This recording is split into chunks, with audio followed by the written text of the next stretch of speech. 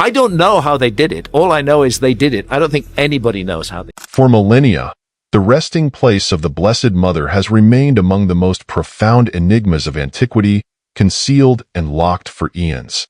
This hallowed ground has sparked numerous speculations and debates. We're standing outside the Church of the Sepulchre of St. Mary here in Jerusalem, the place where it was traditionally believed that Mary's Assumption took place. Throughout the decades, countless have theorized about what could lie within. Some suggest it houses sacred artifacts of immense significance, while others speculate that it holds manuscripts offering fresh revelations about the life of the Blessed Mother and the early years of the Christian faith. It became a haven for other disciples, and for devout men and women seeking refuge from persecution. Nowadays, the enigma is starting to unravel. Researchers have finally accessed the burial chamber, unveiling its hidden treasures to the globe. So, what discoveries were made inside the burial place?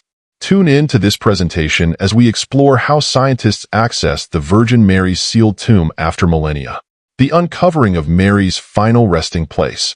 Her influence is intertwined with Jesus' journey, from his nativity to his crucifixion.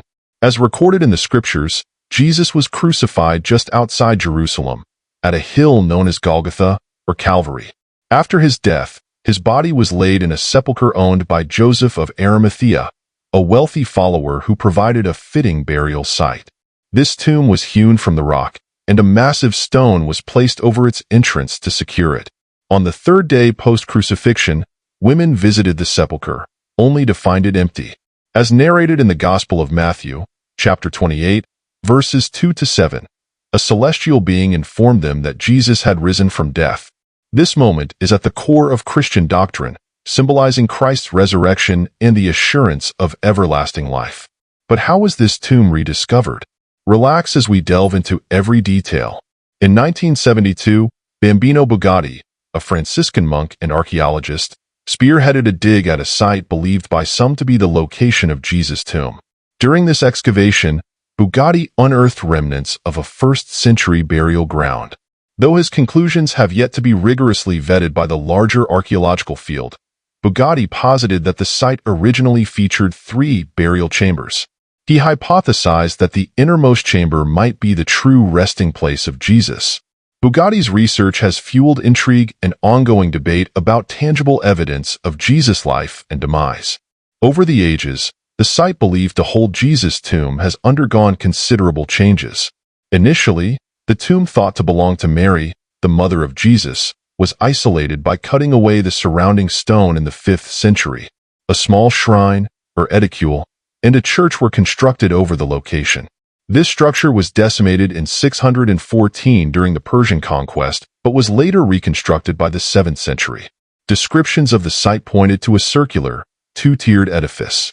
Throughout the annals of history, the site has endured numerous phases of ruin and restoration, especially during the Crusades and the reign of Saladin.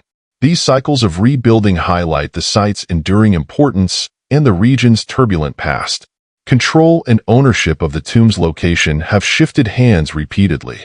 In the 14th century, Franciscan friars undertook the reconstruction of the church on the site. Yet, since 1757, the Greek Orthodox Church and the Armenian Apostolic Church have jointly managed the tomb, while the Franciscans retained oversight of the nearby grotto of Gethsemane. During the Ottoman era, courts established a status quo agreement that has largely persisted, reflecting the historical disputes and resolutions over these revered landmarks. Today's ownership and governance arrangements on the intricate history of religious and political power in the Holy Land. Mary, the Mother of Christ, holds an esteemed position in Christian heritage. Since the apostolic period, Mary has been venerated for her profound role in Jesus' journey. She remains a pivotal figure in Western art, music, and literature, frequently depicted in ways that emphasize her purity and maternal devotion, despite the Bible offering only a few references to her. Before we go any further, please smash the like button and subscribe to this channel for more fascinating and mind-blowing content. I really appreciate you. Thanks. So those that endure are foundational. Over ages, Christian beliefs have developed to encompass various titles and roles for Mary, including the bearer of the Incarnation, the Virgin Mother, the New Eve, and the Mother of God. Other titles highlight her everlasting virginity, her sinless conception, and her ascension into heaven. Many holy days dedicated to Mary hold a prominent place in the liturgical calendar of the Roman Catholic Church, with some recognized as obligatory feast days. These observances honor different elements of Mary's life and her part in the divine plan. Among these notable celebrations are the Solemnity of Mary, Mother of God, the Annunciation, the Assumption, and the Immaculate Conception. In addition to these observances, several pilgrimage locations devoted to Mary have gained recognition for being sites of miracles. Famous destinations include Our Lady of Fatima in Portugal, Lourdes in France, Guadalupe in Mexico, Loreto in Italy, and Medjugorje in Bosnia and Herzegovina. Each of these places draws millions of pilgrims annually, seeking spiritual comfort, healing, and a closer connection to their faith. In the New Testament, Mary is portrayed as a symbol of humility and submission to God's plan. Her importance is emphasized through various moments, starting with the Annunciation in Luke 1 verses 26 to 38, where the angel Gabriel informs her that she will bear the Son of God. Throughout Jesus' life, Mary is present at pivotal points, from his birth and childhood to his public ministry and crucifixion. The Nativity account depicts her as Jesus' mother, caring for him in Bethlehem and presenting him in the temple following Jewish customs. The visit of the wise men and the subsequent flight to Egypt showcase her protective instincts and determination. During Jesus' public ministry, Mary is at the wedding in Cana, where Jesus performs his first miracle. She also appears in scenes where she tries to see Jesus amid his rising fame and controversy. Most significantly, Mary stands by at the crucifixion, witnessing her son's agony and death. Even in his final moments, Jesus ensures her well-being by entrusting her to the disciple John. Christian theology and moral teachings have greatly expanded on Mary's life and her importance.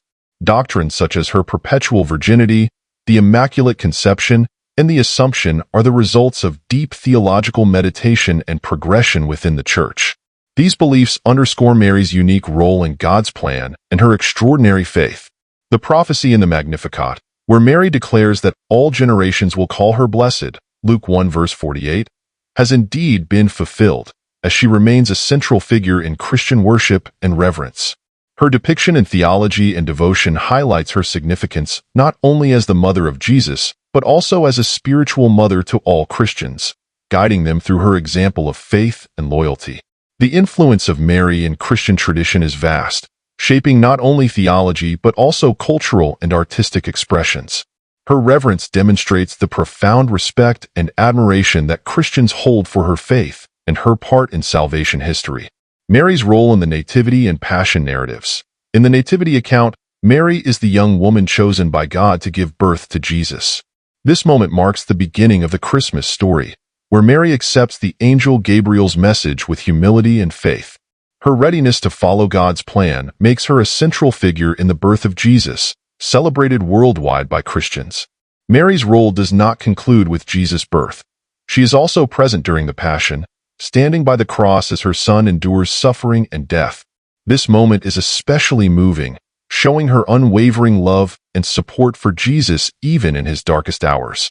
Christian traditions have long reflected on Mary's grief and strength during the Passion, often presenting her as an example of enduring faith and maternal devotion. Various Christian groups have differing views on Mary's role and importance. For example, the Catholic and Orthodox churches regard Mary with great reverence, often calling her the Mother of God and emphasizing her perpetual virginity and immaculate conception. These beliefs have developed over the ages, reflecting deep theological reflection on Mary's role in Christian faith. Conversely, many Protestant traditions focus less on Marian doctrines, viewing her as a model follower of God without assigning the same level of veneration. The progression of Marian beliefs is an intriguing element of Christian theological history. Early Christians pondered Mary's role and significance, leading to the formation of different doctrines that highlight her importance within the Christian story. Over time, these doctrines have shaped Christian understanding and worship, influencing how believers honor Mary. The various ways different Christian traditions view Mary reflect the diverse impact her story has had on faith communities. One fascinating element of Mary's story is the discovery of what is thought to be her dwelling near Ephesus in southwestern Turkey. This site, situated in a secluded location on Mount Keresos, also called Bulbul Dejai, was discovered in the 19th century under extraordinary circumstances. And Catherine Emmerich, a Catholic nun, had visions describing Mary's final residence. Emmerich's visions provided detailed accounts of Mary's life after Jesus' death and resurrection. She claimed that Mary spent her last years in a simple house near Ephesus, allegedly built for her by the Apostle John.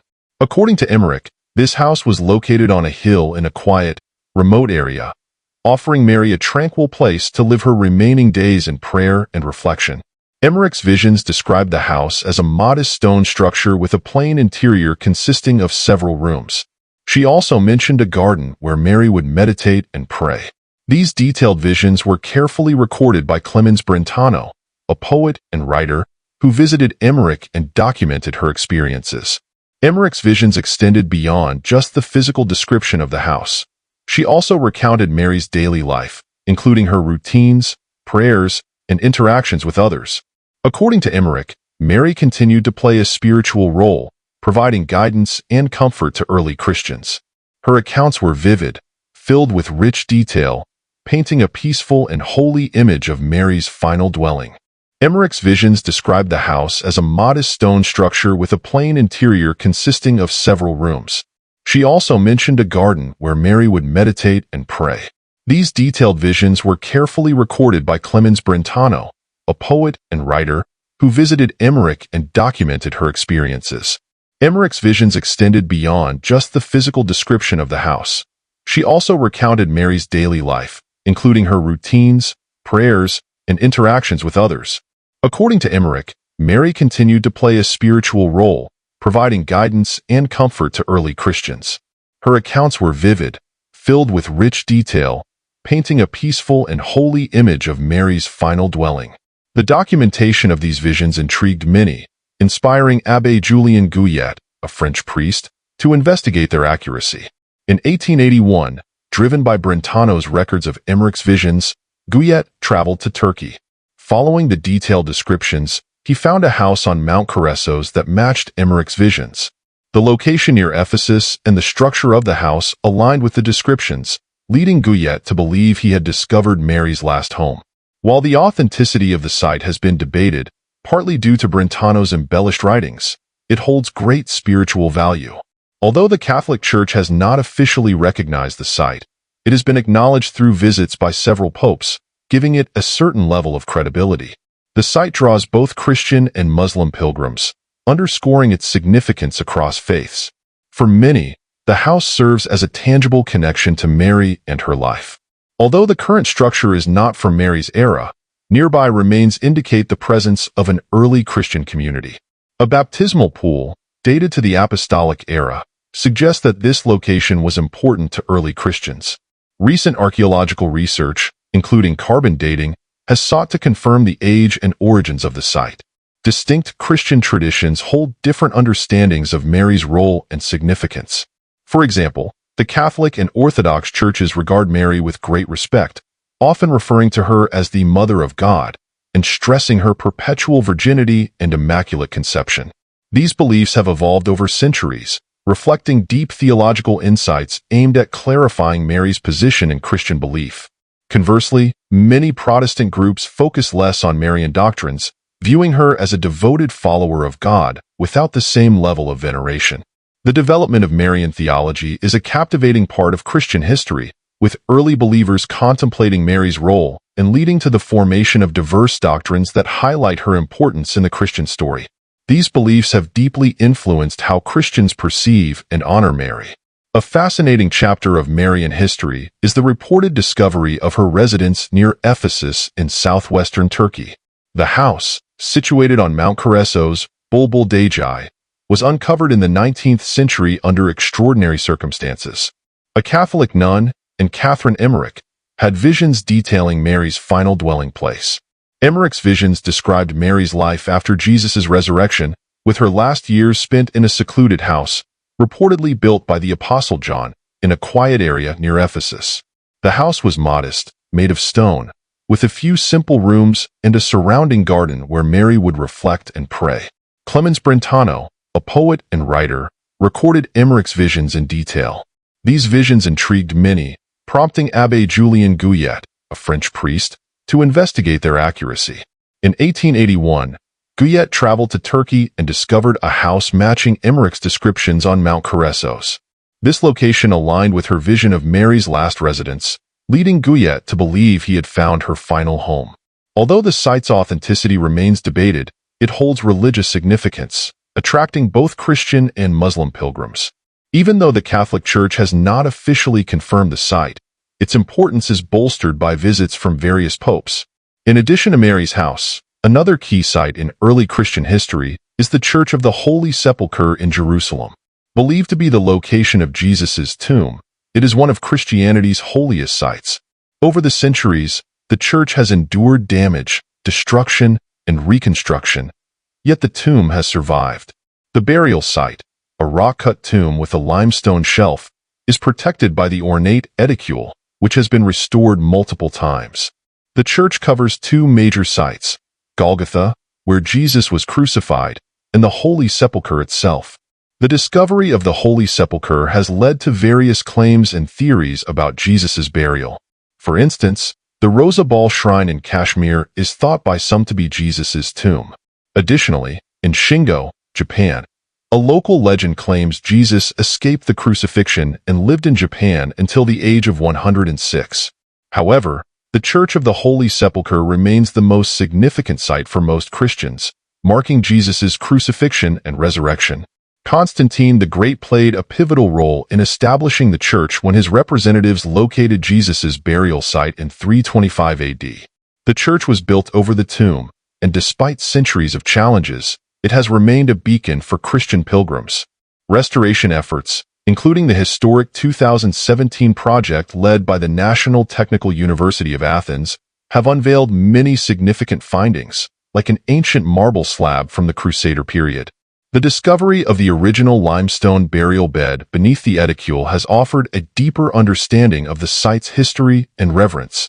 The ongoing restoration and preservation of the Church of the Holy Sepulchre ensure that this sacred site continues to inspire and educate future generations. The findings provide a powerful connection to the past, reinforcing the site's historical and religious significance. The ongoing restoration and preservation of the Church of the Holy Sepulchre ensure that this sacred site continues to inspire and educate future generations. The findings provide a powerful connection to the past, reinforcing the site's historical and religious significance. With each new discovery, scholars gain deeper insights into the life and times of Jesus, providing a tangible link between modern-day faith and ancient Christian history. The meticulous preservation efforts also serve as a symbol of interdenominational unity, as Orthodox, Catholic, and other Christian communities work together to protect and honor this sacred space. The restoration not only stabilizes the physical structure but also deepens the spiritual connection for pilgrims who visit from around the world, allowing them to walk in the footsteps of Jesus and experience the profound significance of his crucifixion, burial, and resurrection. As technology advances, future restoration efforts may uncover even more about the rich history of the site, offering both believers and historians valuable context for one of the most pivotal moments in Christian faith. Ultimately, the ongoing care for the Church of the Holy Sepulchre represents humanity's enduring dedication to preserving the spiritual and historical legacies of Christianity for centuries to come. If you found this content insightful, don't forget to like, share, and subscribe to my channel. Your support helps us continue to bring you more inspiring and educational content. Click the next video on your screen to dive deeper into these fascinating topics. Thank you for watching.